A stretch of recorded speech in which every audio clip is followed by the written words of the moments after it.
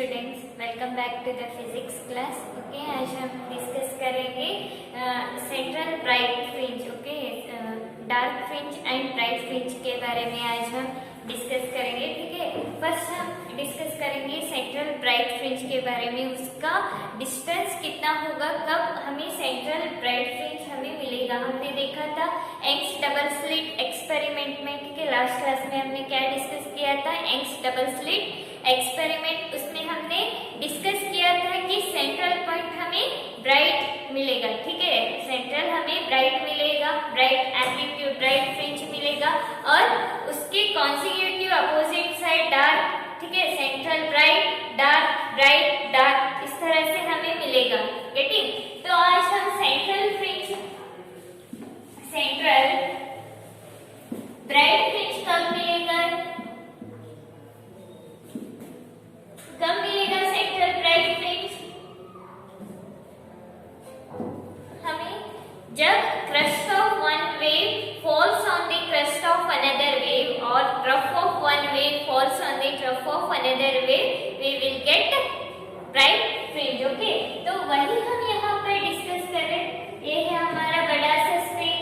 ठीक है, यही देखा था हमने लास्ट क्लास में, दो स्लिट। इसकी डिस्टेंस कैसी है, माइन्यूट डिस्टेंस है। कैसी है, माइन्यूट डिस्टेंस।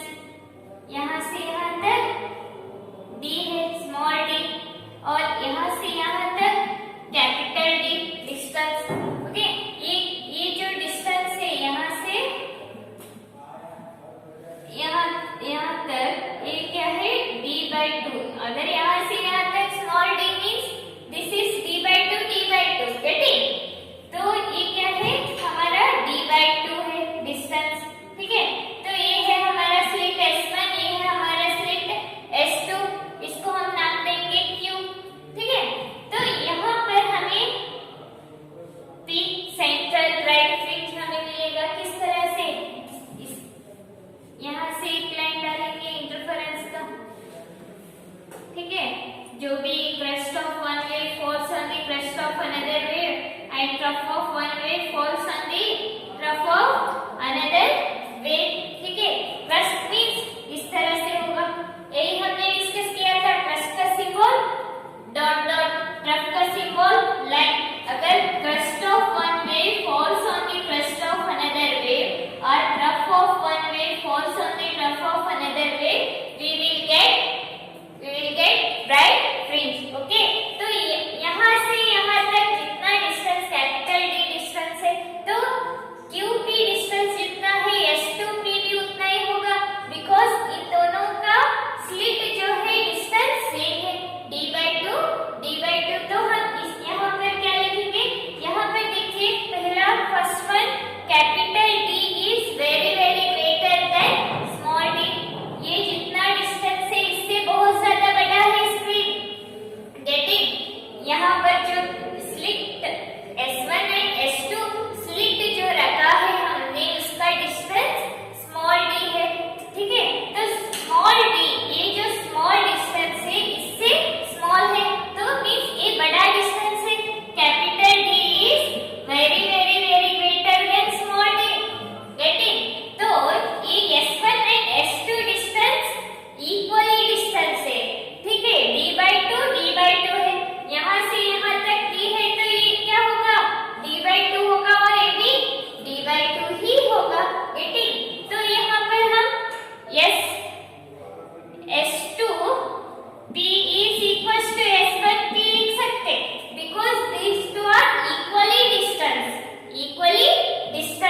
तो इसको हम S2P minus S1P is equals to 0 लिख सकते, because इसको हम यहाँ पर लेकर आएंगे तो 0 मीन्स हमें पाथ डिफरेंस क्या मिल रहा है, यहाँ पर पाथ डिफरेंस दोनों एट ए टाइम यहाँ पर हमें मिल रहा 0। वी आर गेटिंग 0 मीन्स हमें path difference 0 means we will get bright fringe. हमने देखा था delta x is equals to 0, 2 pi, 6 pi, 4 pi, 6 pi. ठीक है, delta x is equals to n pi, n lambda, sorry ये lambda होना चाहिए। ठीक है, lambda path difference, not a phase difference. Difference. Okay, path difference means zero. Okay, delta x is equal to zero. Last class में हमने देखा था. अगर आपको डाउट है तो लास्ट क्लास देखिए, आप लोग समझ में आएगा. Delta x is equal to zero. Zero means bright. Okay, bright means वहां पर क्या होना चाहिए? Constructive interference. वहां पर क्या होना चाहिए? Constructive interference.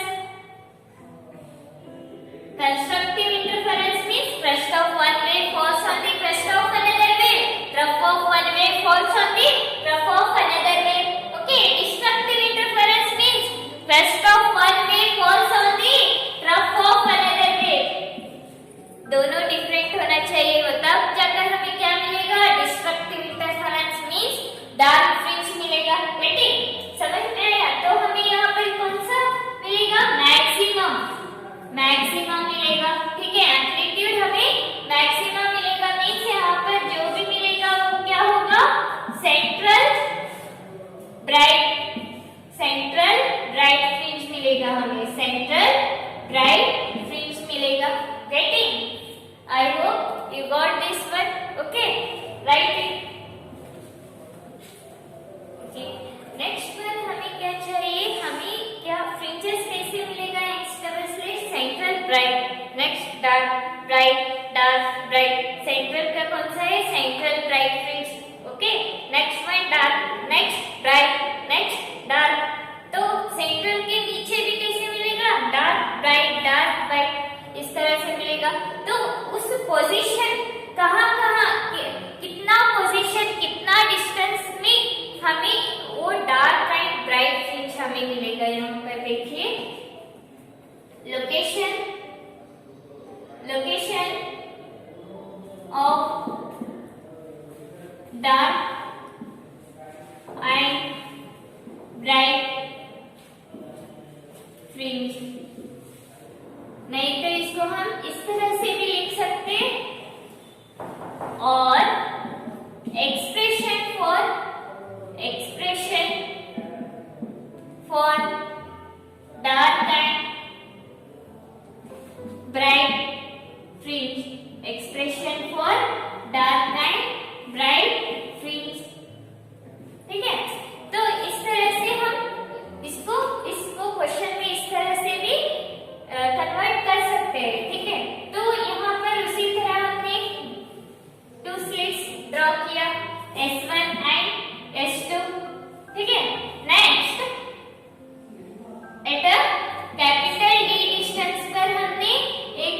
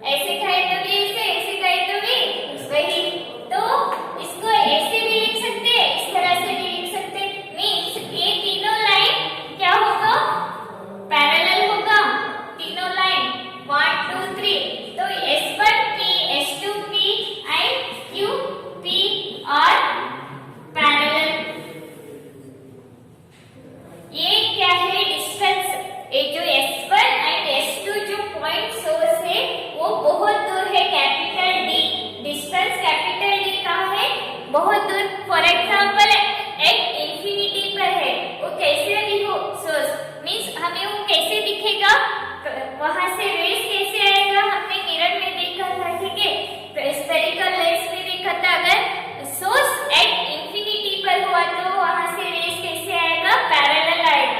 कैसे आएगा, पैरेलल आएगा। तो ये तीनों क्या होगा, पैरेलल होगा अगर ये बहुत बहुत स्मॉल है तो। गेटिंग? तो पैरेलल अगर ये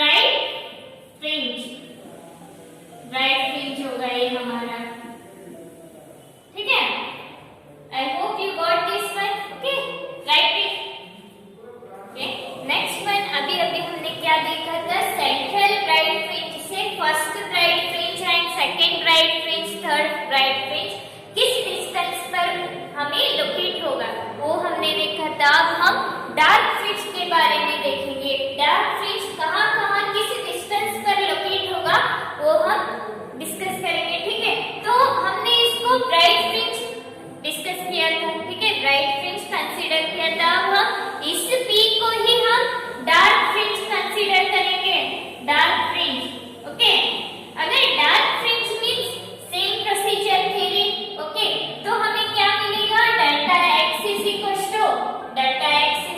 टू क्या आएगा हमारे पास, lambda by 2, 3 lambda by 2, 5 lambda by 2, ठीक है। तो क्या आएगा, ये डेल्टा एक्स पाथ डिफरेंस क्या आएगा, 2n-1 lambda by 2। Dark fringe का पाथ डिफरेंस का फार्मूला क्या है, remember, okay, 2n-1 lambda by 2। ये इसी को हम कहां पुट करेंगे, हमने अभी डिस्कस किया था sin theta is equal to delta x by d। तो delta x is equal to d sin theta, ठीक है। तो डेल्टा x को क्या रखेंगे, 2n-1 लैम्डा बाय 2 d, ये d इधर आएगा, ठीक है। तो ये क्या होगा, sin थीटा होगा, getting. So sin theta is nearly equals to theta, means this is equals to tan theta. So tan theta is equals to 2n minus lambda. Sin theta क्या है, 2n minus 1 lambda divided by 2d, यही है। तो tan theta means y by d, perpendicular by base, तो y by d होगा, ठीक है। 2n-1 lambda bye 2d, तो हमें क्या चाहिए, y is equal to 2n-1 capital D lambda divided by 2d। ये है हमारा क्या, डार्क फ्रिंज, ये है हमारा डार्क फ्रिंज, डार्क फ्रिंज। तो इसका फर्स्ट डार्क फ्रिंज क्या होगा, यहाँ पर देखिए, y1 dark fringe is equal to first one क्या आएगा, लैम्डा 2n-1, n लैम्डा है, गेटिंग। यहाँ पर 2n-1, यहाँ पर 1 रखिए, n की जगह 1 रखिए, 2 into 1 minus 1, 2 minus 1 1, okay, 1 d lambda by 2d, getting. So ये क्या होगा, 1 d lambda by 2d होगा, y सेकंड डार्क फ्रिंज, तो ये क्या होगा, 3d lambda by, n की जगह 3 रखिए, तो 2 3 6, 6 minus 1 5 d lambda by 2d, 5 d lambda by 2d, getting. तो हमने यहाँ पर क्या रखा था, 2 रखा था, 2 2 4, 4 minus 1 3 आएगा, 3d lambda by 2d। तो ये लास्ट क्या होगा, nth dark is equal to 2n-1 capital D lambda by 2d, getting. तो ये है हमारा nth डार्क फ्रिंज, मतलब डार्क फ्रिंज हमें किस पोजीशन पर मिलेगा, हमें इस फॉर्मूला से पता चलेगा, गेटिंग, ओके, राइट इट। ठीक है स्टूडेंट्स, अब हम फ्रिंज विड्थ के बारे में डिस्कस करेंगे। फ्रिंज विड्थ क्या है, फ्रिंज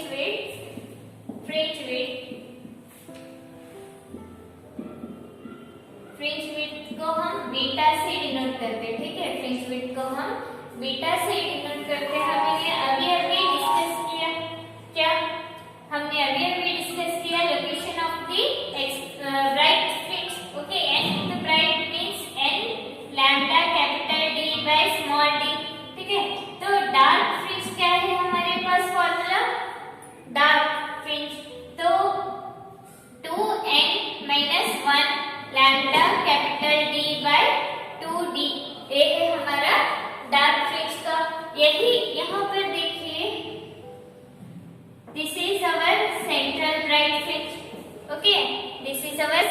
ब्राइट फ्रिंज, हमें क्या फर्स्ट वन हमें क्या मिलेगा, डार्क फ्रिंज। फर्स्ट हमें डार्क मिलेगा, नेक्स्ट ब्राइट मिलेगा, ठीक है, फर्स्ट ब्राइट, ठीक है। नेक्स्ट सेकंड डार्क मिलेगा, नेक्स्ट सेकंड ब्राइट मिलेगा। गेटिंग डार्क ब्राइट इस तरह से कॉन्जिक्यूटिव हमें मिलेगा। देखिए यहाँ पर सेंट्रल ब्राइट से फर्स्ट ब्राइट फ्रिंज कितनी डिस्टेंस की दूरी पर है, first distance means n is equals to 1 put करके तो क्या आएगा, d लैम्डा बाय d आएगा। तो हम सेकंड ब्राइट फ्रिंज कितनी डिस्टेंस की दूरी पर है, अगर हम 2 पुट करेंगे तो ये क्या आएगा, 2d लैम्डा बाय d आएगा। गेटिंग अगर वही हम central dark fringe, central bright से फर्स्ट डार्क फ्रिंज डिस्टेंस कितना है, n is equals to 1 put करेंगे तो क्या आएगा, 2 minus 1 कितना आएगा, 1, सो d लैम्डा बाय 2d आएगा। Getting so third central bright से सेकंड ब्राइट कितनी डिस्टेंस की दूरी पर है, 3d लैम्डा बाय 2d। यहाँ पर देखिए यहाँ पर 1/2 इज 0.5, मतलब फर्स्ट डार्क फ्रिंज हमें कहाँ पर मिल रहा है, 0.5 पर मिल रहा है। नेक्स्ट फर्स्ट ब्राइट फ्रिंज कहाँ पर मिल रहा, फर्स्ट 1 सेंटीमीटर की दूरी पर मिल रहा है। Second next second dark fringe 3/2 is 1.5, okay, so 1.5 की दूरी पर मिल रहा है। नेक्स्ट 2 की दूरी पर मिल रहा है। गेटिंग मतलब डिस्टेंस कितनी डिस्टेंस है बिटवीन दीस 3.5 इक्वल डिस्टेंस है। गेटिंग तो हमें फ्रिंज विड्थ देखिए, डिस्टेंस बिटवीन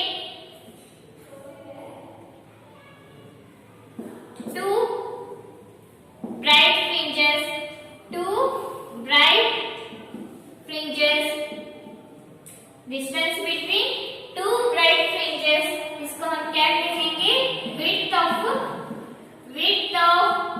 dark fringe कहेंगे। इसको हम क्या कहेंगे, width of dark fringe कहेंगे। गेटिंग तो यहाँ पर देखिए distance between two bright fringe means 2d lambda by d minus d lambda by d। नहीं तो इस तरह से लिख सकते, अगर आपको समझ में नहीं आ रहा तो आप लोग y2 minus y1 इस तरह से लिख सकते। y2 means 2d lambda by 2। हमने क्या कहा यहाँ पर, distance between two bright fringe, last one क्या है, 2d lambda by small d, next minus d lambda by small d। इसका डिफरेंस क्या आएगा हमें, d lambda by small d आएगा। तो ये क्या होगा, width of the dark fringe, width of the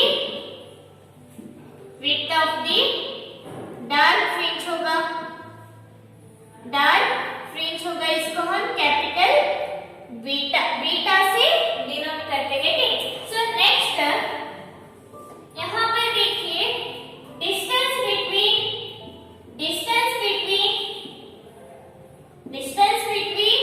to dark fringe के बीच में डिस्टेंस कितना है, y2d minus y1d। यहाँ पर d लिख लीजिए,